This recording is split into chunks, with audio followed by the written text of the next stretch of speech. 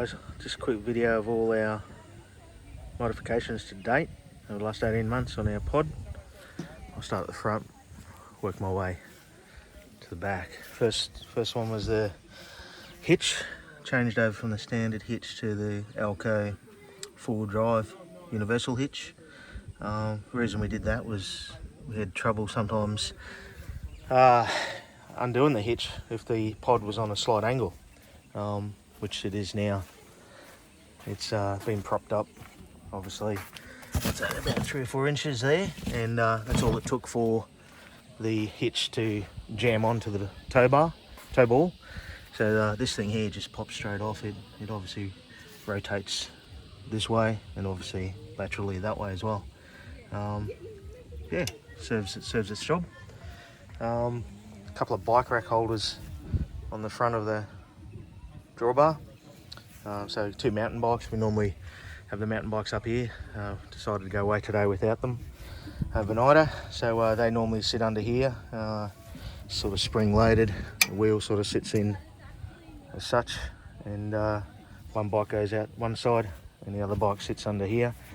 As you can see with our dash cover, fully under cover as well.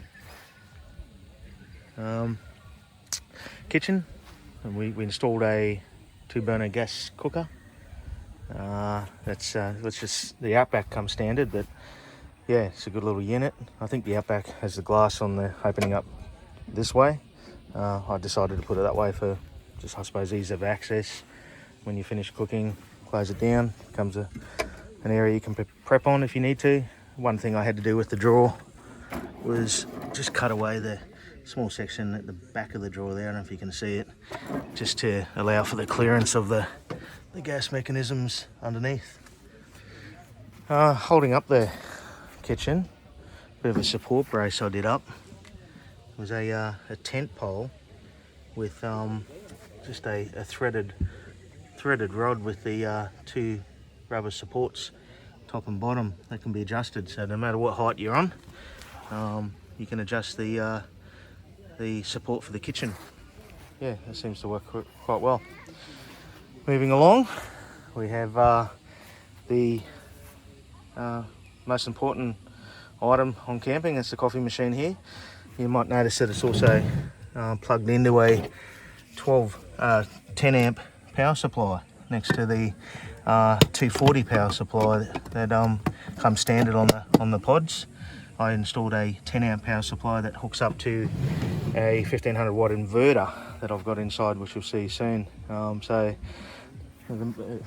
completely off the grid, but allows us to have our hot coffees in the morning from our solar that we have on the roof. So on the roof we have 2 100 watt solar panels fixed to the top rails, the roof rack. Yeah, pumping out 200 watts of power, and yeah, with a 120 amp lithium battery, more than enough to power our needs throughout the day. Yeah, and then we move along to the fold down table. I can't remember, I bought it on eBay, $120 delivered. It's actually got a little 12 volt light, so if I turn that on, I'll switch on the side here and lights up a little light under here. And looks quite nice. Looks like a bit of a bar at night with all the alcohol there. A bit short today, but anyway, I'll fix that for next camp.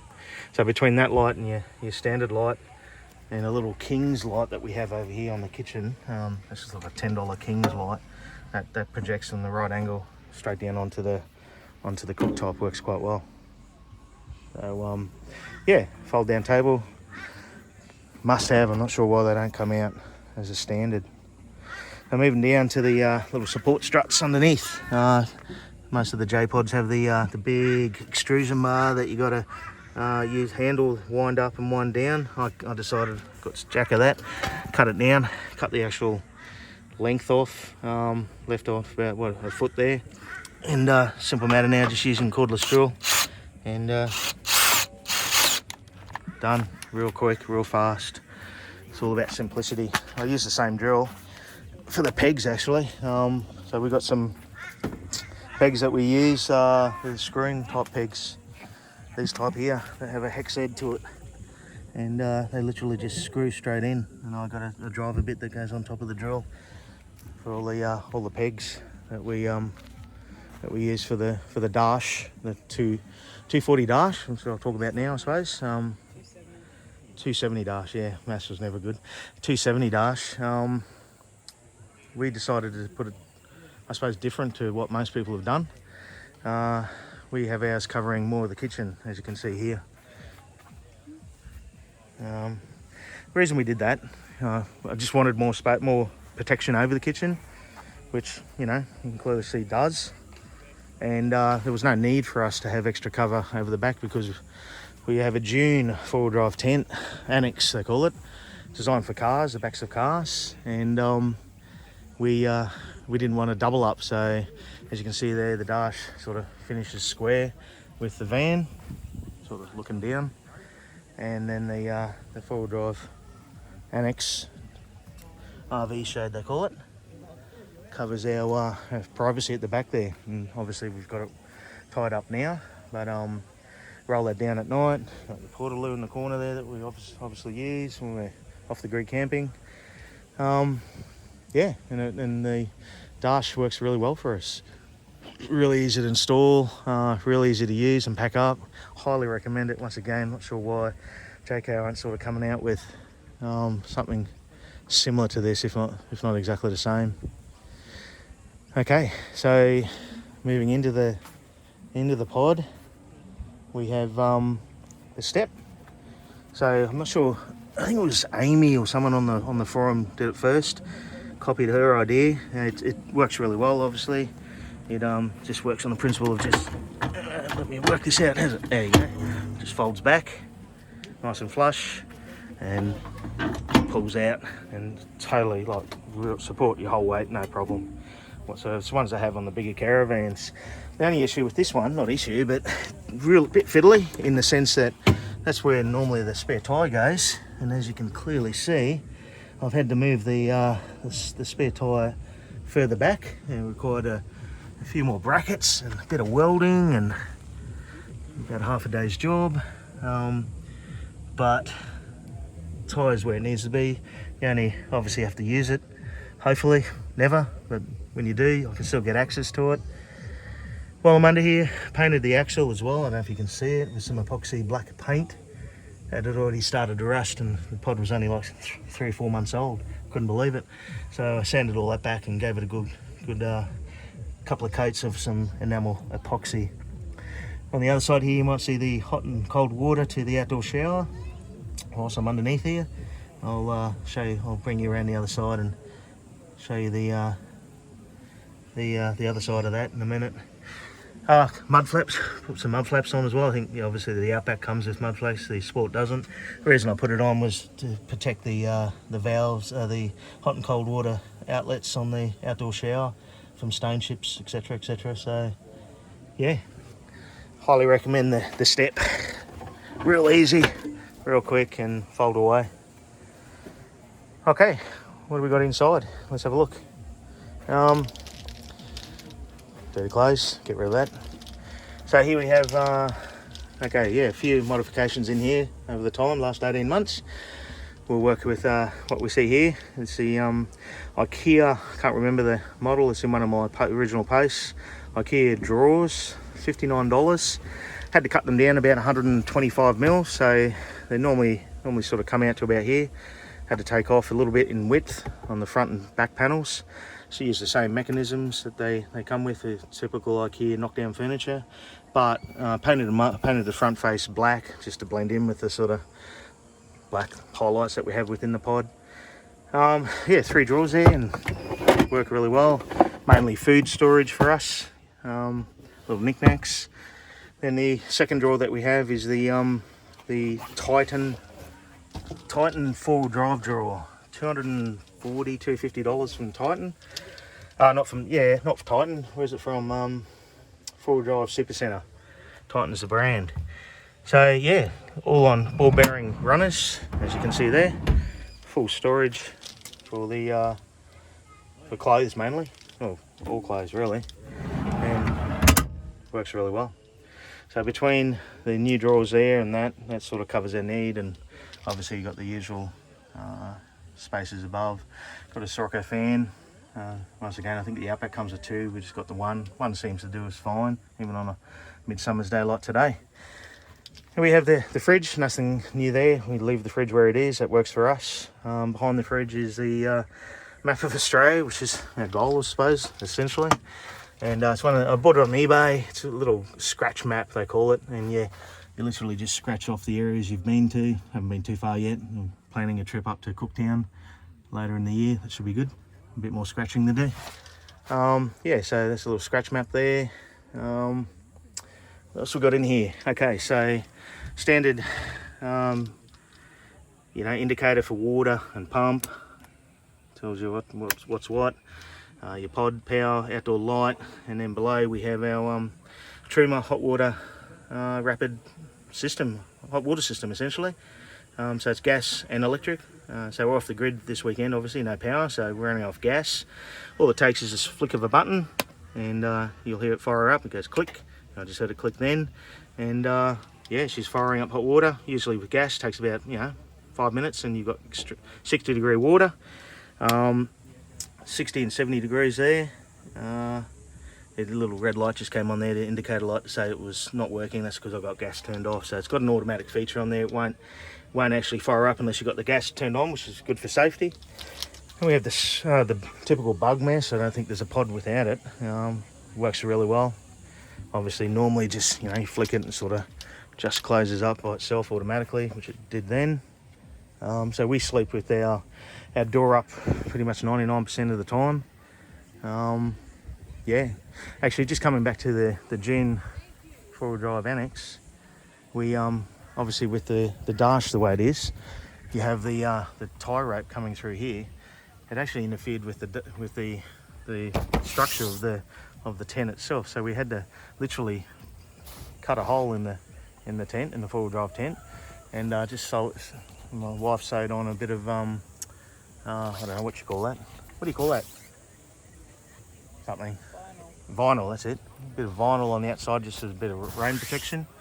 So that works really well, and that obviously goes right through to the other side there. You can't see it, but where you can, just actually connects up under onto the bracket of the shower tent. Actually goes through above the roof of the dune.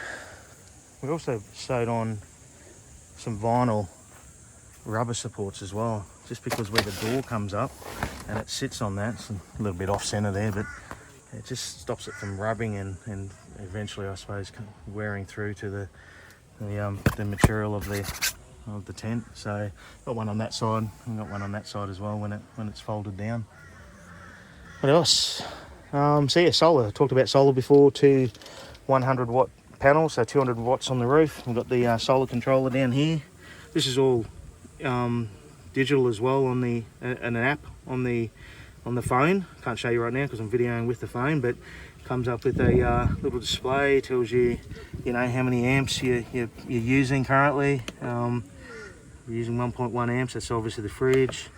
34.8 amp hours.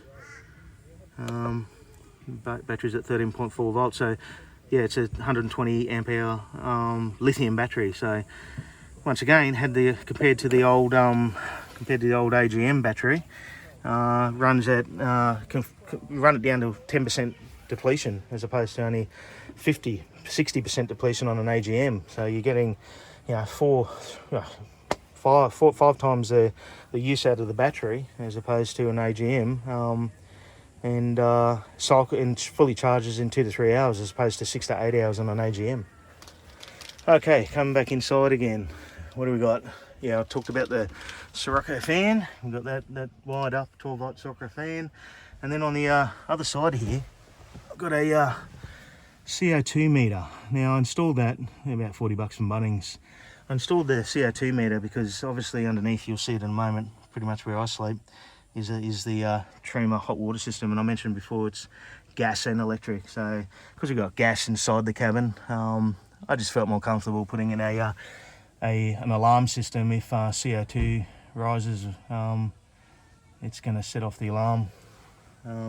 It's quite loud, so good, just good to know that we got that. We obviously got the smoke alarm, and you might also notice too that the old common problem with the tape peeling, that peeled on mine as well.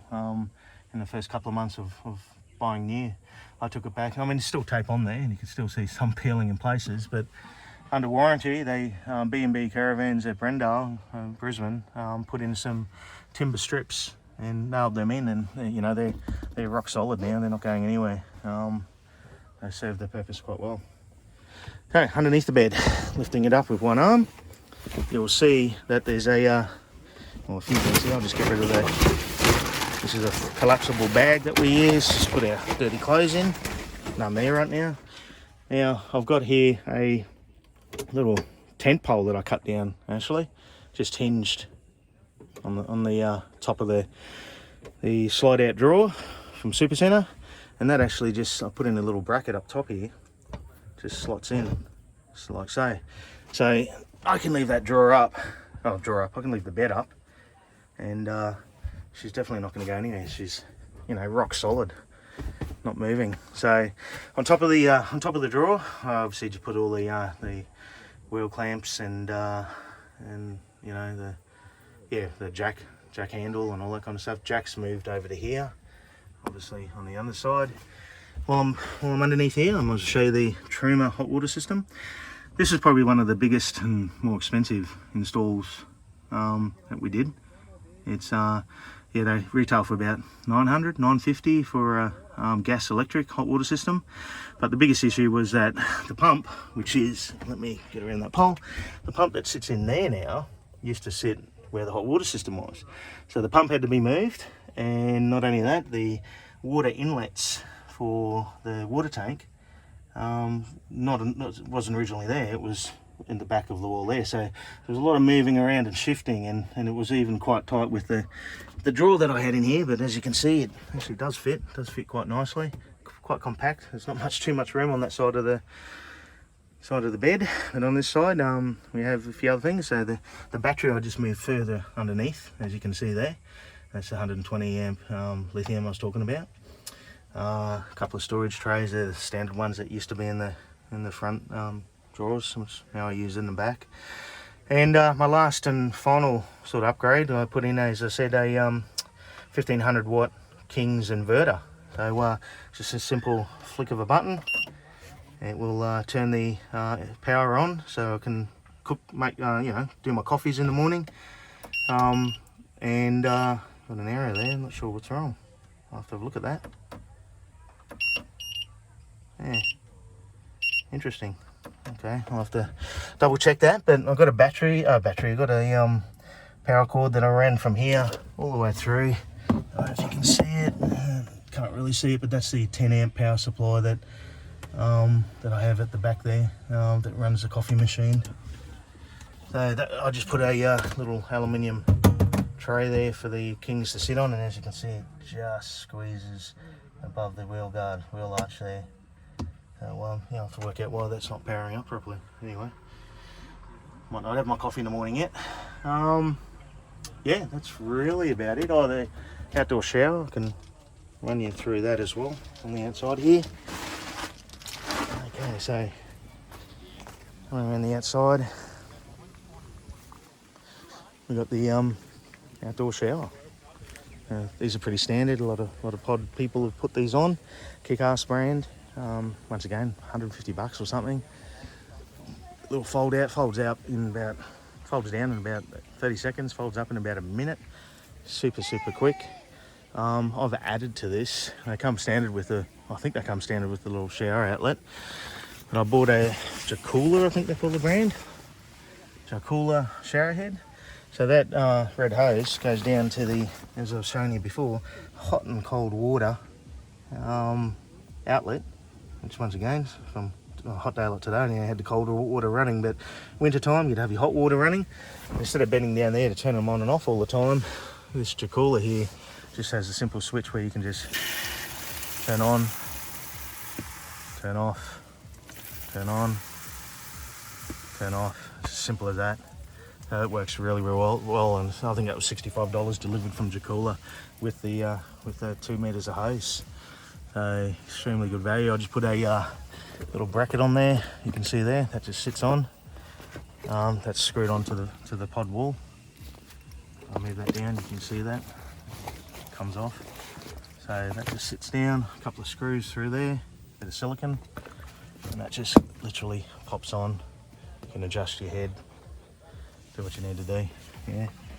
Little floor mat down there, just so you're not standing on the dirt or the grass, so the water can wash away.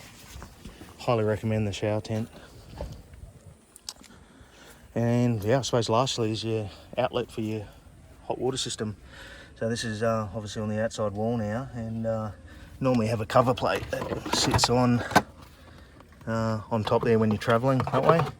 Okay, stop the dust and water and all that kind of stuff, but once again, it won't let you fire up the hot water system unless this cover plate's off for safety reasons.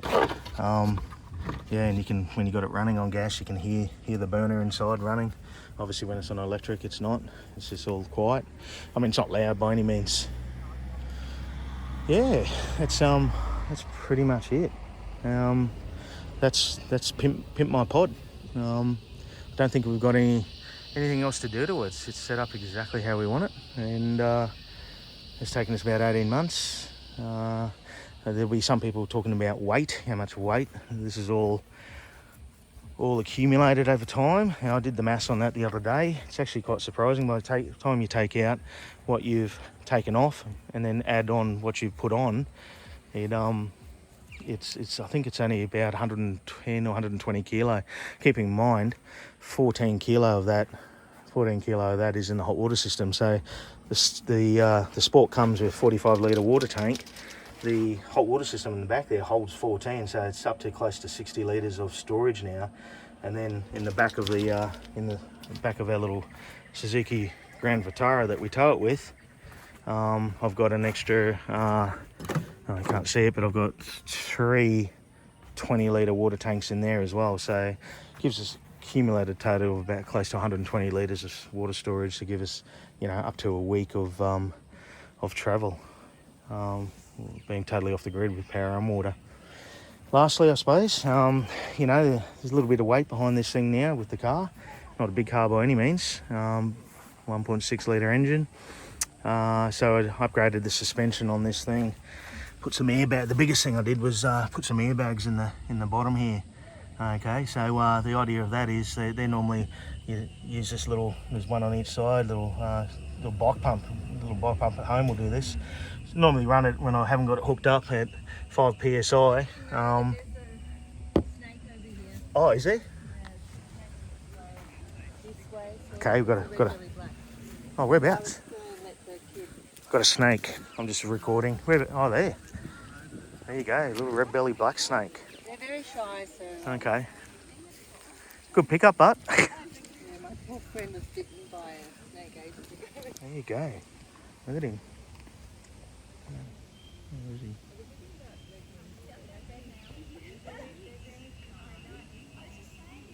Yep. Definitely off the grid. Yeah, big one too.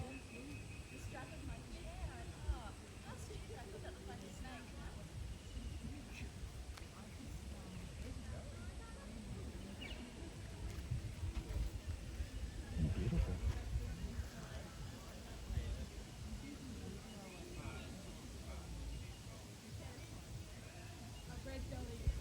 Anyway, that's where we are. Well, I don't think my wife will be sleeping tonight.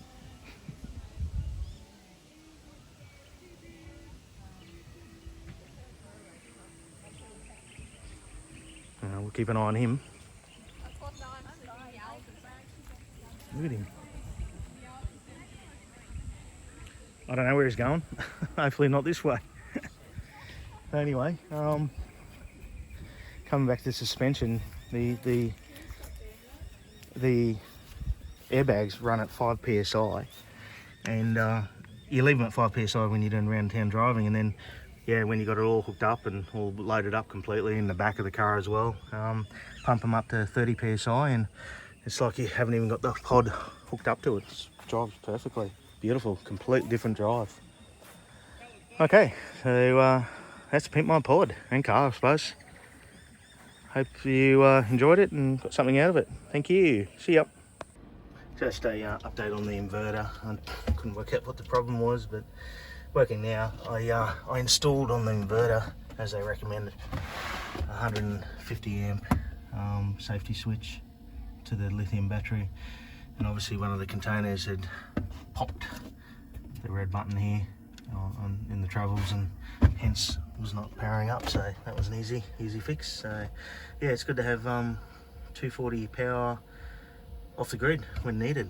So 1500 watts. The only thing you got to watch on your coffee machine if you're looking at putting an inverter in, make sure your coffee machine is obviously 1500 watts or lower, and preferably lower. We bought this little Lavazza, however you say it, coffee machine for good guys, rated at 1350 watts, so well under the 1500 watt capacity of the inverter.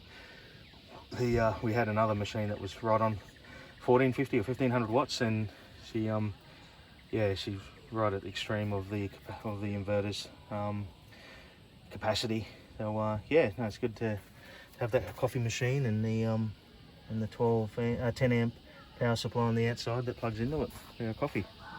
Yeah, easy.